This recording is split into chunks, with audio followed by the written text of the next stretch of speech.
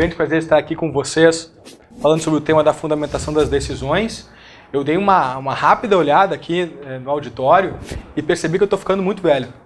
Porque faz muitos anos que eu dou aula.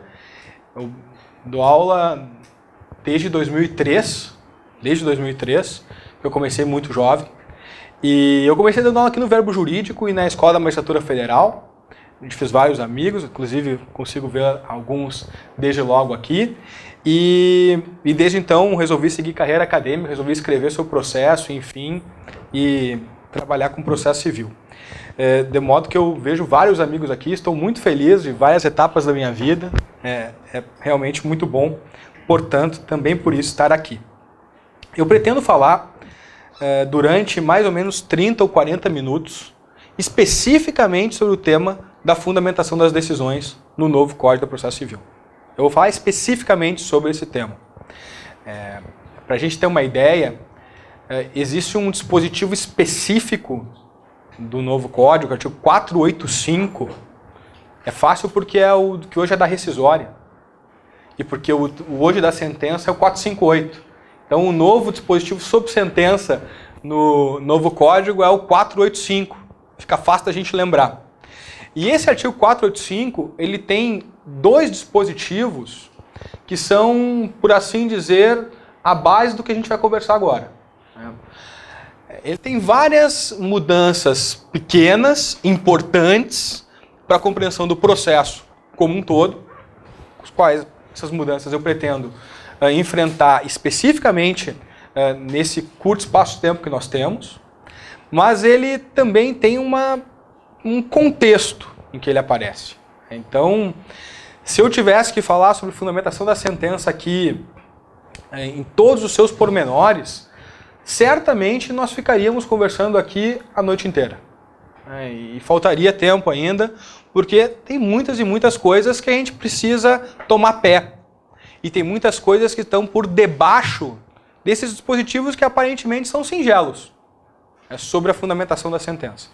Nada obstante, me parece que a gente consegue sim ter uma boa noção a respeito do que muda a respeito da fundamentação das decisões em 30 minutos, com uma conversa de mais uns 15, 20 minutos. Eu tenho certeza que a gente vai ter uma boa ideia do que está por vir. A gente não vai conseguir esgotar todos os assuntos, notadamente, não vamos conseguir esgotar todo o contexto em que aparece o novo processo civil brasileiro, mas certamente nós vamos ter condições de ter uma boa ideia a respeito do que esse artigo 485 do Código trata a respeito da fundamentação das decisões. Especificamente, o artigo que mais me interessa aqui, o dispositivo, a proposição que mais me interessa aqui, é o artigo 485, parágrafo 1º. O artigo 485, parágrafo 1º, ele diz o seguinte: o que não se entende por uma decisão motivada, o que não se entende por uma decisão fundamentada. Então veja, ele vai nos dar várias situações que nós vamos ver são absolutamente comuns na prática e que, de certo modo, nós não chegamos mais a nos chocarmos com essas situações, mas que, na verdade, receberam um recado bastante significativo do legislador. Olha, isso não dá mais para acontecer. Agora, como sempre, o que interessa perceber é por que isso não pode acontecer. Qualquer um de nós pode abrir o artigo 485, parágrafo 1º, vai lá ver as situações em que hoje a gente considera que uma decisão não está fundamentada e vai entender perfeitamente o que está dito pelo legislador. A questão é saber por que o legislador disse isso. O que está por detrás disso.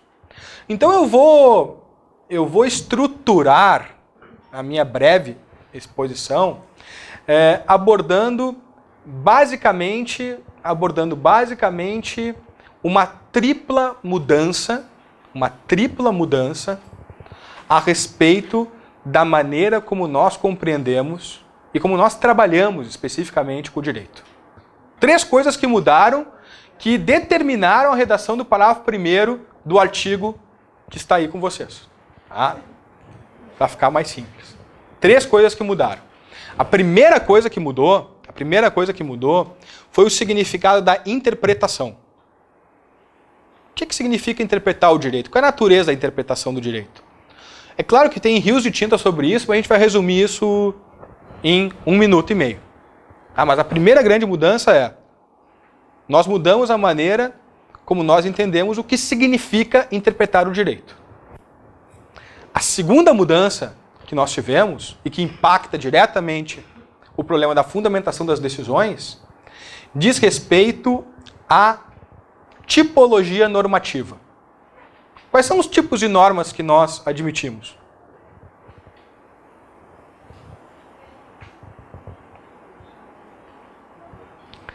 E a terceira questão que mudou, dessa tríplice mudança, a primeira foi quanto ao significado da interpretação, a segunda foi quanto à tipologia normativa, e a terceira é a respeito da técnica legislativa. São 3 mudanças. Eu vou falar um pouco sobre essas 3 mudanças para poder chegar ao conteúdo do parágrafo 1º do artigo que trata dos requisitos essenciais da fundamentação da sentença. Vou mudar sobre essas 3 situações. Em primeiro lugar, o significado da interpretação. E ao falar sobre o significado da interpretação, nós vamos ter um impacto não só sobre a fundamentação da sentença, que está lá na ponta, está lá, mas também vou ter um impacto sobre o direito ao contraditório. O direito ao contraditório que está previsto, espero não me enganar agora, nos artigos 7º, 9º e 10º do projeto do Código. Vocês me ajudem aí depois. 7º, 9º e 10º do projeto do Código. O projeto que foi remetido à sanção presidencial. 7º, 9º e 10º. Então esse problema da interpretação, que vai impactar a fundamentação das decisões, também impactou o conceito de contraditório, de direito ao contraditório, sobre o que significa direito ao contraditório. Durante muito tempo, eu posso até situar isso do ponto de vista normativo também, mas do ponto de vista temporal, durante muito tempo a gente imaginou, isso fez época de todo o século XIX, e até mais ou menos a metade do século XX, isso perdurou, nós sempre imaginamos que quando um advogado postula algo em juízo, quando um juiz decide algo em juízo, enfim, quando a gente interpreta e propõe soluções, quando a gente interpreta e soluciona questões, a gente sempre imaginou que nós estaríamos declarando normas pré-existentes. A tônica foi sempre essa. O que nós trabalhamos com o direito, na prática, não é propriamente uma atividade criativa, para usar uma linguagem mais geral, e para usar uma linguagem mais específica, eu diria, não é propriamente reconstrutivo. Era simplesmente declaratório. Nós trabalhamos a partir de normas. Nós imaginamos que os legisladores dão normas. E, portanto, qual é a natureza da interpretação? A interpretação é um ato meramente de conhecimento cognitivo. Eu conheço os significados prévios que foram inseridos pelo legislador num texto. Essa foi a ideia tradicional com que todos nós fomos educados. Então, o que eu tenho? Eu parti do pressuposto, e talvez esse seja o ponto mais importante, de que texto da lei, texto da Constituição, texto do artigo, é igual a norma. Texto é igual a norma. Parto do pressuposto que texto é igual a norma. E sendo o texto igual à norma, a atividade dos advogados, quando propõem uma visão a respeito dos fatos, a atividade do juiz, quando decide a respeito dos fatos, é uma atividade declaratória de uma norma pré-dada pelo legislador. Em outras palavras, o que eu faço no processo, eu não tenho, por assim dizer, um significado normativo. Norma é aquilo que o legislador faz. O juiz apenas aplica a norma. Nós somos educados assim. Nós somos educados dessa maneira, pressupondo que texto é igual à norma. O problema é que nós começamos a perceber, e quem advoga e quem trabalha com direito, em qualquer área, sabe que as coisas não são assim. Nós sabemos, e isso é uma coisa absolutamente trivial, que o direito ele padece daquilo que nós chamamos de dupla indeterminação. O direito padece de uma dupla indeterminação. Que dupla indeterminação é essa? Isso é muito simples da gente entender. Os textos são equívocos e as normas são vagas. Equivocidade, os textos são equívocos e as normas são vagas. Para eu não ficar me alongando muito aqui em teorias, eu vou dar só um exemplo. Tá? O que eu quero dizer quando eu digo que um texto é equívoco? Eu quero basicamente dizer que o texto pode ser ambíguo, pode ser uma coisa ou outra, que um texto pode ser complexo, pode ser uma coisa e outra, e outra, e outra. Ou seja, mais de um significado eu posso extrair do mesmo texto. Eu quero dizer que o texto padece com problemas de defectibilidade. Essa é uma palavrinha que aparece muito hoje, inclusive na justiça do Supremo Tribunal Federal e na doutrina da teoria do direito, e que nós conhecemos pelo velho exemplo do urso que quer entrar na estação de trem, ou do urso que quer entrar no restaurante. Proibida a entrada de cães. Bom, cão-guia pode entrar, o urso pode entrar. Isso é defectibilidade. É quando a regra diz mais ou menos do que deveria dizer. Porque é vazado em linguagem, nós sempre temos esse problema. E temos problemas de implicabilidade, saber se dizer alguma coisa implica dizer outra. Vejam, isso faz com que o trabalho com o direito, porque sempre um trabalho com linguagem, com palavras, seja um trabalho equívoco. Vou dar um exemplo concreto da jurisprudência do Supremo Tribunal Federal. Todos nós conhecemos lá no artigo 5º, inciso 11 ou inciso 10, agora não me lembro, não vou me arriscar, que diz que a casa é o asilo inviolável do sujeito, nela ninguém pode penetrar, etc, etc, etc. Pegar uma palavra bastante trivial e que todos nós conhecemos, e sobre a qual, a princípio, não há dúvida. Casa. Casa é onde a gente mora. Pode ser nosso domicílio, pode ser nossa residência, mas é a casa onde a gente mora. Bom, o Supremo Tribunal Federal se perguntou, e nós conhecemos, esse é um precedente bastante conhecido do Supremo, se perguntou se a extensão que é outorgada, a proteção que é outorgada à casa, também se estende ao consultório de um dentista. Chegou no Supremo como um consultório de um dentista. Mas nós podemos dizer consultório de médico, um escritório de advocacia, enfim, qualquer local em que uma pessoa trabalha e exerce suas atividades habituais de maneira privativa. Só eu exerço. Local em que há privacidade. E o Supremo disse que, para efeitos constitucionais, o termo casa significa casa, mas também significa local de trabalho. E em um outro caso, o Supremo Tribunal Federal chegou a dizer que no carro, se é um carro que a pessoa só usa ela ou a sua família, o carro tem proteção constitucional idêntica àquela outorgada à casa. Vejam, um termo que a princípio é um termo sobre o qual nós não temos dúvida, mas que ao mesmo tempo é um termo que se revela complexo. Equívoco porque complexo. De um texto eu tenho no mínimo 3 normas. Vejam, isso fez com que nós percebêssemos que interpretar o direito não é declarar uma norma pré-existente, mas interpretar o direito é adscrever significado a um texto, ou a elementos não textuais da ordem jurídica, como costume, por exemplo.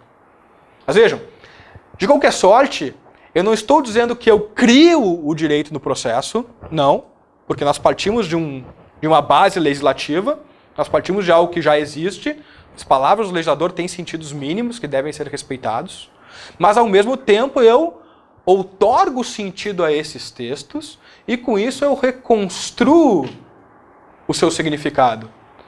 E desse ato interpretativo é que sai a norma. Se eu tivesse que resumir tudo o que eu disse, eu diria: durante muito tempo nós imaginamos que a interpretação tem por objeto uma norma. Eu estou dizendo agora, e essa é a base a partir da qual o CPC parte, que a interpretação tem por resultado uma norma, e não por objeto. Vejam, isso é tão importante porque é isso que vai determinar por que a fundamentação está tão, por assim dizer, analítica hoje no CPC. Essa é uma palavra boa, fundamentação analítica no CPC. E é por isso que os precedentes judiciais têm importância hoje. Eu diria, importância em termos de precedentes vinculantes. E é por isso que o contraditório se estende sobre o direito, e não só sobre os fatos e sobre a prova. Então, mas depois eu vou fazer um resumo de tudo isso, eu estou só, por assim dizer, colocando as bases daquilo que eu entendo adequado. Então, em primeiro lugar, nós partimos de uma percepção de que interpretar é declarar uma norma prévia. Eu estou dizendo, não, interpretar não é declarar uma norma prévia. Interpretar é descrever sentido a textos e a elementos não textuais. E isso faz com que a atividade que a gente desenvolve em juízo seja uma atividade não mais meramente declaratória, mas também reconstrutiva. Reconstrutiva em termos normativos. Primeiro ponto. Segundo ponto, tipos normativos. Durante muito tempo a gente imaginou o seguinte, o que é uma norma? Norma é uma regra. Eu me lembro que o primeiro livro que eu li de direito, o primeiro livro que eu digo assim, puta, eu vou ler esse negócio. Eu peguei o tomo 1 do Tratado de Direito Privado. Aí tem o prólogo do velho Pontes Miranda. E no prólogo, o velho Pontes Miranda começa dizendo o seguinte, eu nunca esqueci, porque foi um troço que me marcou. Os sistemas jurídicos são sistemas lógicos. Ele começa dizendo isso. Né? E depois ele vai usar o tempo inteiro, durante todo o tomo 1, e depois os demais não sei, porque eu não li, mas ele vai usar sempre a norma como sinônimo de regra. Essa é uma atitude bastante comum, norma é igual a regra. Por quê? Por detrás disso estava a ideia de que só constitui norma, só tem caráter normativo, as regras que me dizem o que eu devo fazer ou o que eu não devo fazer diante de um caso específico. Norma é igual a regra. Os princípios não eram normas. Os princípios não tinham caráter normativo. Os princípios eram, por assim dizer, as grandes diretrizes, as linhas fundamentais que eram dirigidas para o legislador. Não era dirigido para o juiz. Era dirigido para o legislador. Para o juiz, valem as regras. Isso está no DNA do Código 73. Lá no Código 73 está escrito artigo 126 e 127. O juiz, ao julgar a lei, ele deve aplicar a lei. Ponto. E só pode aplicar a analogia, os costumes e os princípios gerais de direito quando não houver lei específica que regule o caso. Tá, artigo 126 e 127 do Código de Processo Civil, do Código Buzaide, que foi elaborado na década de 60, a partir da doutrina do início do século XX. Muito bem. O que aconteceu? Aconteceu o seguinte. Isso começou a aparecer na literatura lá na década de 40, mas isso ganhou realmente força no final da década de 60, meados da década de 70. Os princípios jurídicos começaram a adquirir força normativa. Tá? E eles primeiro foram concebidos no debate anglo-saxão, no debate do common law, como uma forma de fazer com que fosse reduzida a discricionariedade do ato interpretativo. Isso também é uma história comprida, sobre a qual eu não vou falar agora. Mas eu quero dizer que lá no final da década de 60, meados de 70, começou a surgir um zum de que não eram só as regras que importavam para a atividade do juiz. Também os princípios importavam para a atividade do juiz. De um lado, se a gente for olhar para o debate do common law. Tá? De outro lado, a doutrina da civil law, na Alemanha, na França, na Itália, a doutrina começou a perceber que existiam muitas situações que eram oriundas do fato de as constituições do pós-guerra albergarem várias finalidades distintas, porque afinal de contas muitos são os objetivos e diferentes são as pessoas, que essas finalidades diferentes deveriam ser protegidas ao mesmo tempo, em graus diferentes, a partir de conotações fáticas em casos diferentes. E começaram então a bolar métodos para fazer com que eu pudesse atender ao mesmo tempo princípio da igualdade, princípio da liberdade, que eu pudesse atender ao mesmo tempo liberdade de imprensa, liberdade de informação, respeito à intimidade, e tudo aquilo que nós conhecemos. E isso, de certo modo, não é uma novidade, porque no Brasil, isso desde a década de 90 apareceu com bastante força. Ou seja, ao lado do debate anglo-saxão que começou a surgir sobre princípios e regras, com um objetivo específico a respeito da discricionariedade judicial, começou também a aparecer um debate a respeito de como harmonizar normas que eventualmente estão em conflitos. E aí nós temos várias decisões, principalmente o Tribunal Constitucional Alemão, que puxou o barco, e outros tribunais constitucionais depois seguiram essa linha, aludindo a métodos de estruturação para a aplicação de outras normas. Proporcionalidade, razoabilidade, concordância prática, ponderação. A ponderação aparece no código lá no parágrafo 2º do dispositivo. São normas sobre como aplicar outras normas. Então vejam, se antes a gente só tinha no nosso horizonte, nós tínhamos o endereço para o juiz aplicar regras que diziam que ele deveria fazer ou deixar de fazer, ou seja, normas sobre o conflito, sobre como normatizar o conflito, sobre como decidir o conflito, agora nós não temos apenas normas que dizem exatamente o que deve ser feito, regras, no conflito, mas nós também temos normas que indicam finalidades que devem ser perseguidas em maior ou menor medida no conflito, primeiro grau, vamos dizer assim, um primeiro grau normativo, um primeiro plano normativo, mas nós temos um segundo plano normativo. Eu tenho normas que me dizem como aplicar outras normas, sobrenormas, metanormas. E é claro que isso não é auto-aplicável, precisa de alguém para aplicar, precisa de alguém para dizer como fazer. Resumindo, eu tenho várias propostas sobre o que são princípios, o que são regras, sobre o que são essas metanormas, se são regras, são princípios, são postulados, enfim. Nós temos uma constelação de autores que tratam sobre esses temas. Eu, particularmente, acho uma proposta muito clara, porque há muitos anos eu escrevo sobre direito, há muitos anos estudo esses temas.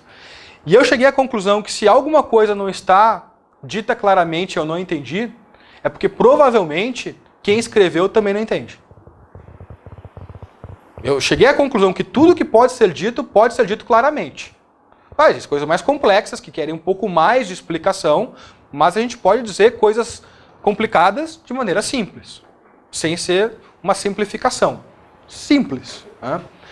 Então, tem um livro que explica isso tudo muito bem, na minha opinião, e é muito claro, que é o livro que eu adoto quando eu escrevo, enfim, quando eu trabalho com esses temas, eu sempre adoto esse livro, que é o Teoria dos Princípios de Humberto Ávila. E ele vai dizer que, olha, eu tenho normas em 2 níveis. Primeiro grau, segundo grau. Tenho normas de primeiro grau, que são princípios e regras, e eu tenho normas de segundo grau, que são postulados. Hermenêuticos, me dizem como interpretar, ou aplicativos, me dizem como aplicar. Proporcionalidade, razoabilidade, coerência, que é uma outra palavra que aparece no CPC lá nos precedentes. Não vou me arriscar a dizer o artigo, mas eu acho que é o 926. Tá? Enfim. Então, norma não é mais só igual a regra. Norma não é mais simplesmente fazer uma subsunção do geral para o particular e daí tirar um efeito jurídico. Não que isso não ocorra, isso ainda ocorre. Mas não ocorre só isso. Então nós temos princípios, regras e postulados. Então, moral da história, ficou mais complexo trabalhar com o direito. Mais complexo de que ponto de vista? De que nós precisamos argumentar mais para chegar a soluções jurídicas. Não é só uma norma que está lá prontinha, que desce do céu dos conceitos e aplica para o caso. Não. Existem várias possibilidades normativas para reger o mesmo caso. Aí eu tenho que saber como é que eu vou resolver essas coisas. Então, o segundo ponto é, eu tenho que aplicar princípios, regras e postulados por vezes. Isso pode surgir no caso concreto. E o juiz pode ser chamado a decidir sobre isso, os advogados podem ser chamados a falar sobre isso e eu tenho que saber como é que eu vou resolver essas coisas. Que é o segundo problema. E o terceiro, a terceira mudança que nós tivemos, daquela tríplice mudança que eu mencionei no início da minha exposição,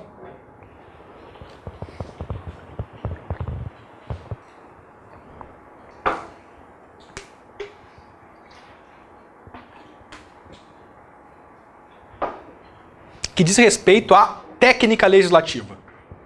E aí, acho que todos estamos familiarizados com algo que entrou para valer no discurso jurídico brasileiro.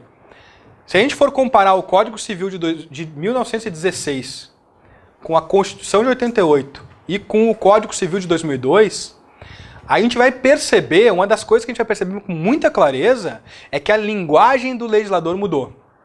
A maneira como o legislador se expressa mudou.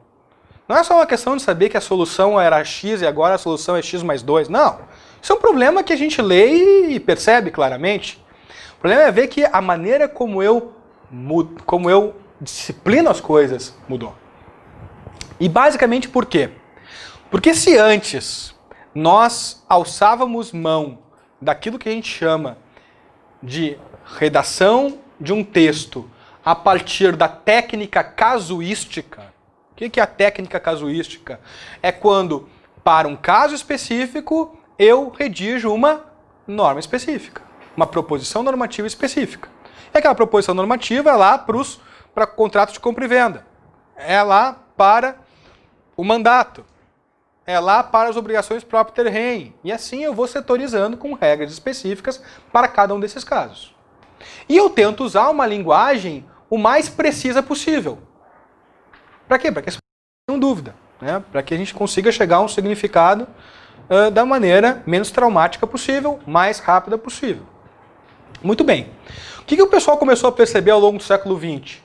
Que esse tipo de legislação, embora tivesse seus méritos de talvez diminuir os desacordos interpretativos a respeito de como eu devo solucionar um caso, ao mesmo tempo era um tipo de técnica legislativa que, em primeiro lugar, envelhecia muito rápido e, em segundo lugar, deixava um bom pedaço de chão a descoberto.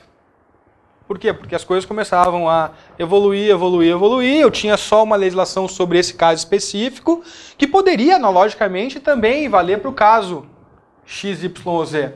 Mas como eu estava redigido especificamente para o caso A, não ia. O que se começou a fazer?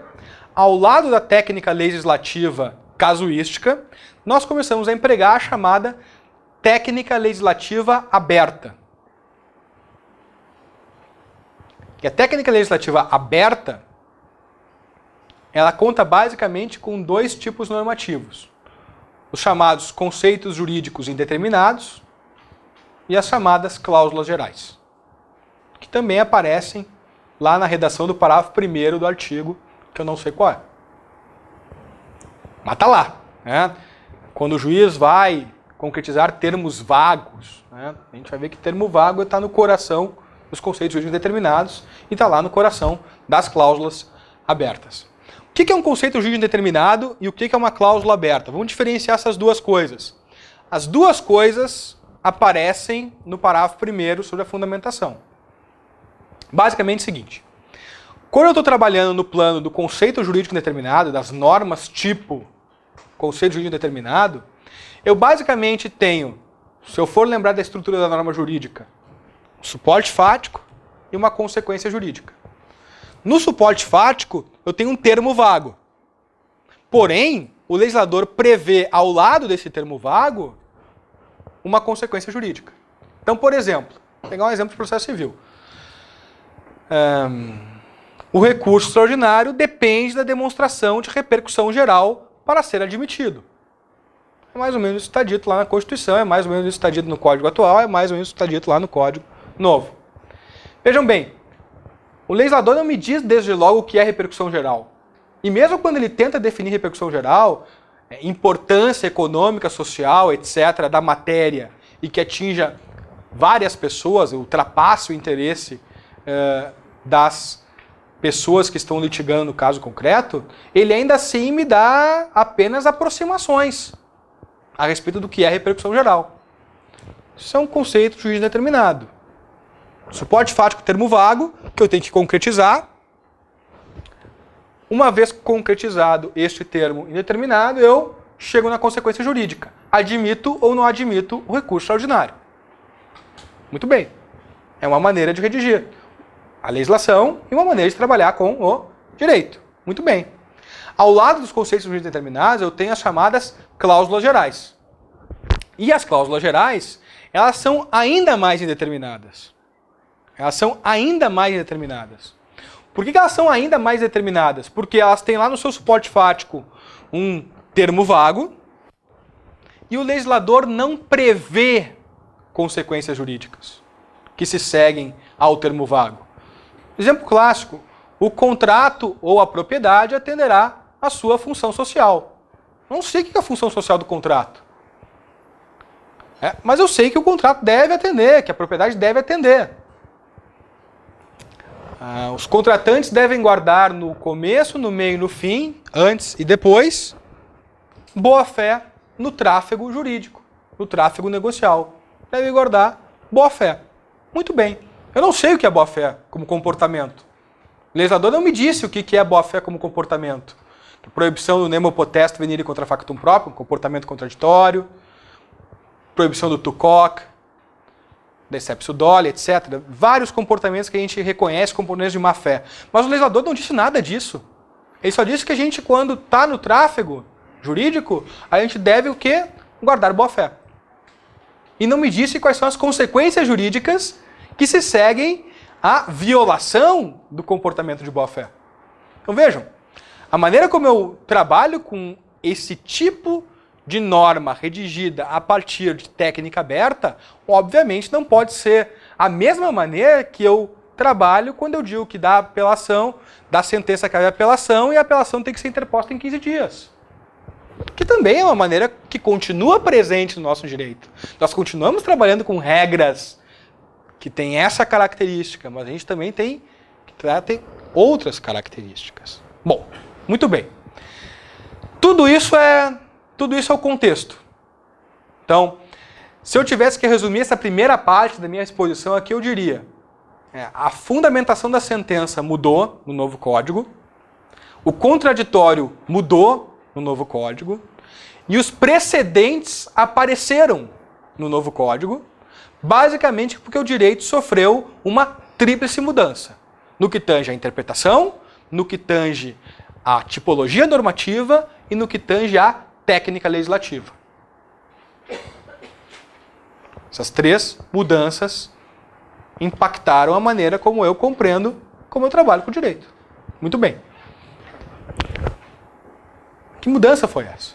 Bom, primeiro lugar, vamos começar pelo contraditório, porque antes o contraditório não tinha a ver com a fundamentação, mas hoje o contraditório tem a ver com a fundamentação.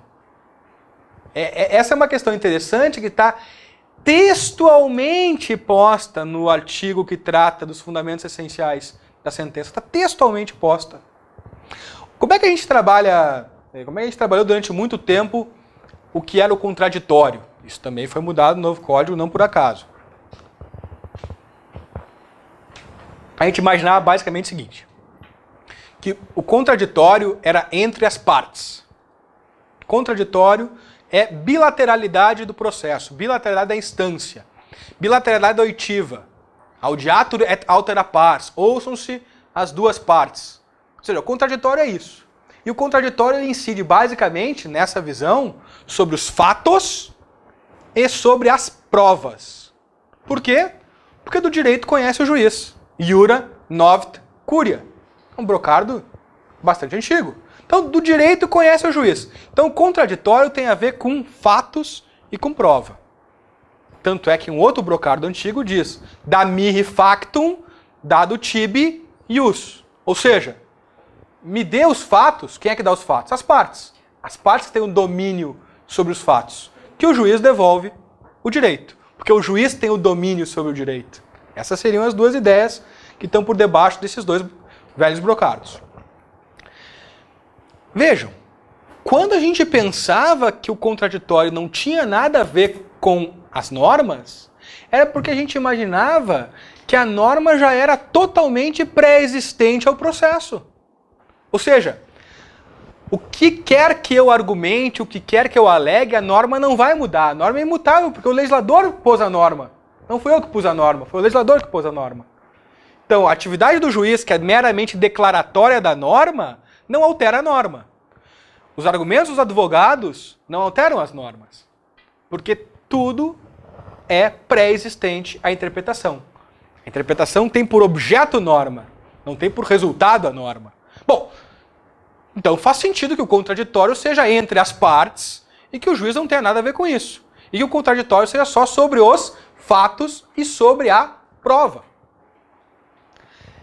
Qual é a resposta, ou qual é a ressonância, porque está tudo interligado, qual é a resposta, ou qual é a ressonância dessa maneira de ver o contraditório no plano da fundamentação das decisões? A resposta e a ressonância dessa maneira de ver o contraditório no plano da fundamentação das decisões é muito claro.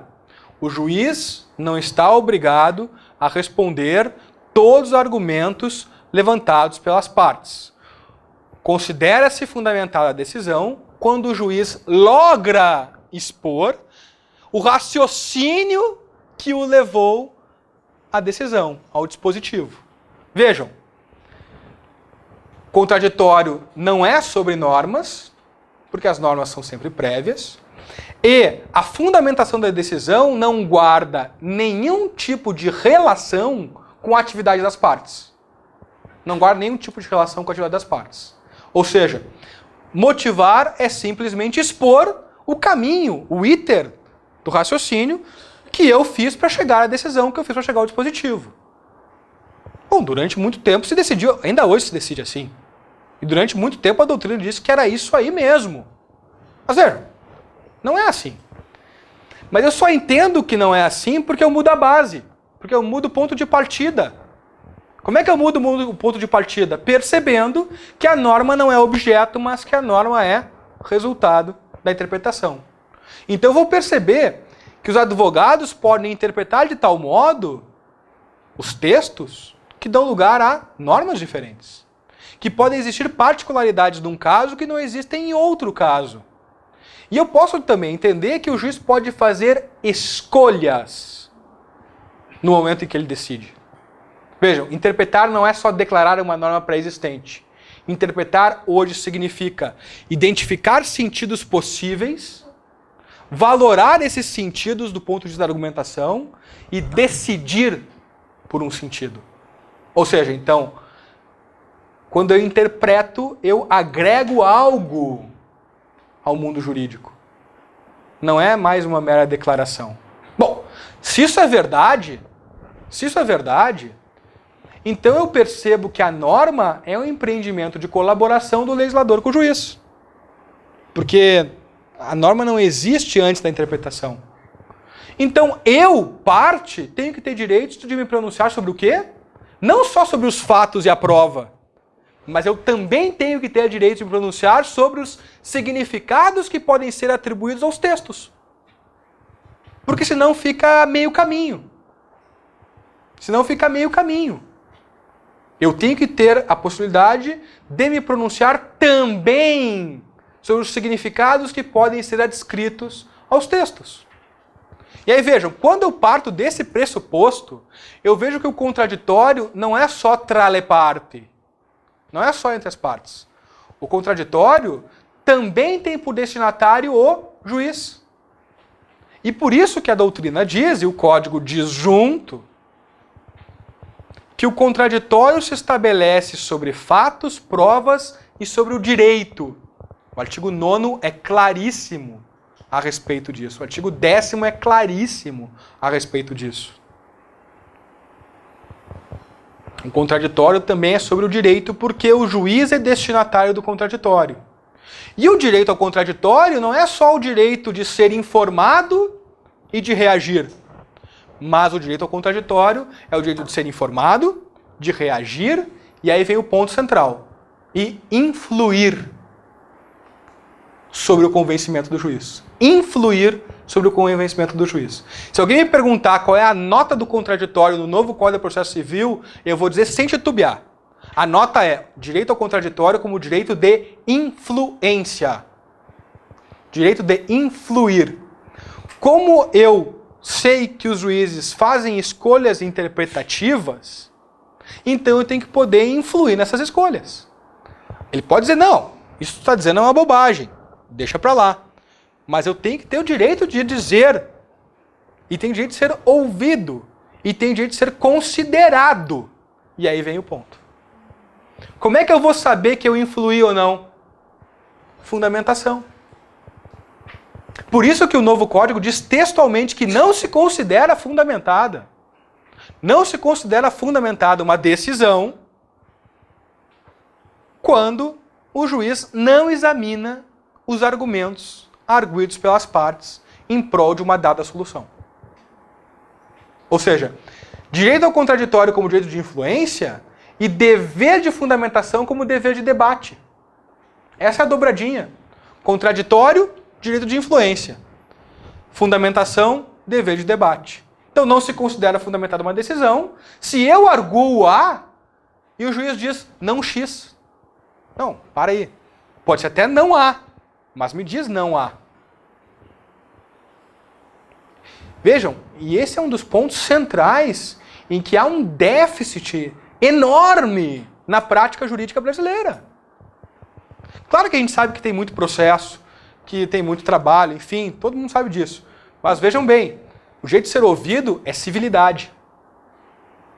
Então vejam, é claro, e aí vem um ponto, que esse dispositivo não quer dizer que todo e qualquer argumento deve ser respondido.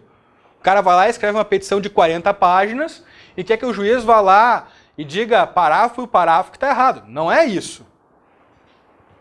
A gente vai ver que o dispositivo, esse parágrafo primeiro desse dispositivo sobre a fundamentação, ele vai dizer que o juiz tem o dever de enfrentar todos os argumentos relevantes. O que são argumentos relevantes? São os argumentos que por si só podem determinar procedência ou improcedência do pedido, provimento ou desprovimento do recurso. Bom, já melhora. Vejam, existe dever de enfrentar os fundamentos? Existe. Todos? Não. Mas os relevantes, sim. Por que isso, pessoal? Vejam, para a gente entender por que isso aconteceu, a gente só consegue entender quando a gente parte da ideia de que existe equivocidade da linguagem e que a interpretação ela é a descritiva de sentido. Senão a gente não entende o porquê. Primeiro ponto, portanto, não se considera fundamentada uma decisão se não há diálogo efetivo entre autor, juiz e réu. Contraditório como dever de diálogo, fundamentação analítica como a resposta que é esperada pelas partes diante de um caso concreto específico. Muito bem. Segundo ponto. Eu trabalhei num caso muito engraçado. Eu já vi que eu estou estourando meus 45 minutos e nem abri para pergunta ainda, né? Mas eu vou ser rápido agora. Um caso muito engraçado é o seguinte. Foi um caso bastante conhecido. Que tem a ver com o segundo problema da não fundamentação das decisões. Trabalhei num caso em que uma determinada emissora de televisão, a maior do país, alegou hipossuficiência e ausência de boa-fé. Ausência de boa-fé. Porque uma outra parte não quis renegociar o contrato nos termos em que ela queria. Bem, troço que não tem sentido nenhum. É muito comum, hoje, nós pegarmos decisões ou manifestações processuais de advogados em que a gente começa lá com a dignidade da pessoa humana. Pô, mas da dignidade da pessoa humana até a solução do caso concreto, tem muitos elos na cadeia. Tem muitos elos na cadeia. Só que a gente começa lá do primeiro elo da cadeia. A gente começa, bom, era uma vez Adão. Pô, para aí. Vamos ficar mais pertinho do caso, né? E esse foi um problema, especificamente, que nós começamos a enfrentar no Brasil quando se proliferaram os termos vagos. Ou, em outras palavras, quando se proliferaram as cláusulas gerais e os conceitos determinados na legislação. Qualquer coisa é função social da propriedade, qualquer coisa é função social do contrato, qualquer coisa é da pessoa humana, qualquer coisa é boa-fé. Não, calma. Isso se proliferou de tal sorte, enfim, o Brasil é muito grande, né, que os próprios tribunais de cúpula começaram a ter que controlar o significado desses termos. Tal era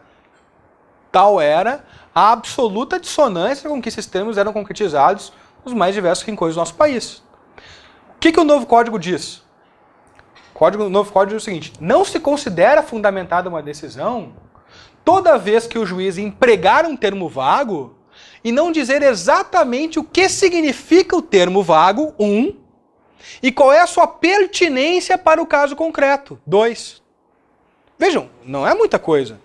É dizer o que significa boa-fé e por que, com aquele significado, a boa-fé dá a solução X, Y ou Z para o caso concreto. Não simplesmente invocar, em nome da boa-fé, em nome não sei do que, em nome da dignidade, etc, etc, etc. Muito bem. Então, o novo código diz textualmente, é uma resposta a essa mudança. A resposta é, podemos usar cláusulas abertas, podemos usar conceitos determinados? Podemos, porque é do dia a dia, está na legislação, a gente tem que utilizar isso. Como é que eu vou trabalhar com o direito se eu não posso empregar os termos que o legislador usa? Não tem sentido. Eu, obviamente, devo poder utilizar esses termos, mas eu devo fazê-lo dizendo exatamente o que eu quero significar com o termo e qual é a pertinência do significado que eu outorgo ao termo para a solução do caso concreto. Ponto. E a terceira mudança, que é importante em termos de fundamentação das decisões e que tem a ver com o problema normativo, diz respeito à aplicação dos princípios em juízo. A aplicação dos princípios em juízo. Claro que aqui eu teria que fazer um debate sobre o que significa princípio. Eu vou me abster desse debate e vou dizer simplesmente que eu parto do princípio, de que princípio é uma norma que impõe um estado de coisas que deve ser alcançado, em maior ou menor medida. Então, o princípio da segurança jurídica impõe um estado de coisas de protetividade, de cognoscibilidade do direito, de estabilidade do direito, de confiança legítima, enfim. Veja, eu posso concretizar mais ou menos, eu posso ter um direito mais ou menos seguro, mais ou menos confiável, mais ou menos conhecível. Aqui tem um núcleo duro mínimo que eu não posso abrir mão. Mas enfim, existem vários graus em que eu posso me aproximar disso. Existem vários graus. Como é que eu aplico princípios com o direito? Posso usar, se eu, por exemplo, vamos imaginar o seguinte, vamos imaginar que eu tenha duas finalidades que eu devo promover ao mesmo tempo e que existe uma relação entre essas duas finalidades de meio e fim. Meio e fim. Então, uma das maneiras pelas quais a doutrina, a jurisprudência, costuma resolver conflitos normativos quando eu tenho duas finalidades concorrentes em que uma é meio para a promoção da outra, é o postulado da proporcionalidade, que tem lá uma maneira, tem uma fórmula pela qual eu devo argumentar para chegar à conclusão se algo é ou não é proporcional. Nós precisamos se é adequado, se é necessário, se é proporcional, em sentido estrito. Razoabilidade. Essa norma não é razoável. Bom, mas o que significa razoabilidade?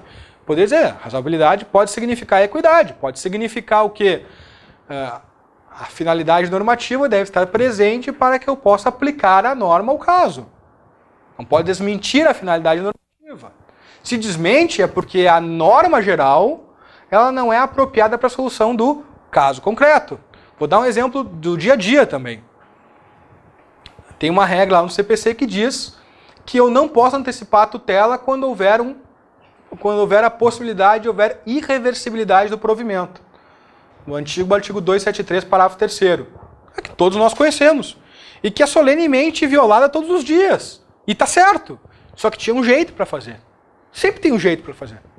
Tinha que mostrar que, no caso, essa norma disse mais do que deveria, e ela importaria em negação da tutela, se fosse aplicada. Então vejam, como é que eu faço para aplicar princípios, aplicar regras? Eu devo, em primeiro lugar, identificar quais são as finalidades que estão em jogo, identificar o que a regra determina e mostrar qual é o instrumento, qual é a ferramenta que eu estou utilizando para aplicar e para interpretar essas normas, esses princípios, essas regras, etc, etc, etc. E aí que entra o problema da ponderação. Seria que o código tivesse, melhor, na minha opinião, tivesse falado em proporcionalidade, mas falou em ponderação. No artigo 7º ele fala em proporcionalidade e fala em razoabilidade. Mas enfim, isso não é importante agora, esse debate teórico. O importante agora é perceber que em função do advento dos princípios, das regras e dos postulados, nós temos um modo argumentativo de trabalhar na fundamentação da sentença. Em que eu não posso simplesmente dizer que o princípio X resolve o caso, sem dizer qual é o princípio, o que significa o princípio e qual é a contribuição que ele dá para o caso concreto. Em outras palavras, eu poderia resumir, para também já encerrar a minha participação aqui agora, antes das perguntas, eu poderia resumir a passagem do dever de fundamentação das sentenças do Código Buzaide para o novo Código, lembrando um clássico título de um livro do Savigny, enfim, como a gente fala em português, do Savigny, da vocação do nosso tempo para a ciência do direito e para a legislação. Ele escreveu isso lá no século XIX. Ele imaginava que a vocação e a vocação daquele tempo mesmo era para o abstrato. Resolver organicamente o direito que se projetava na legislação e na ciência do direito, os professores como artífices centrais da ordem jurídica, pensamento abstrato. No início do século XXI, saiu um ensaio de um professor italiano bastante conhecido chamado Nicola Picardi, que, em clássica alusão a esse livro desse professor alemão, diz a vocação do nosso tempo para a jurisdição. Ou seja, a vocação do nosso tempo para pensar concretamente as coisas. Ou seja, perceber que eu não tenho norma antes da interpretação, que a interpretação ela é um momento de reconstrução dinâmica normativa, e que, portanto, eu tenho que adequar todas aquelas maneiras, aquelas posturas, aquelas regras que eu tinha de proceder para atender à necessidade de ter um processo civil mais amparado, fundamentalmente, por uma ideia de segurança. Segurança normativa e segurança de realização dos direitos. Acho que basicamente isso. Eu fico à disposição para a gente conversar sobre algum tema específico. Obrigado pela atenção de vocês.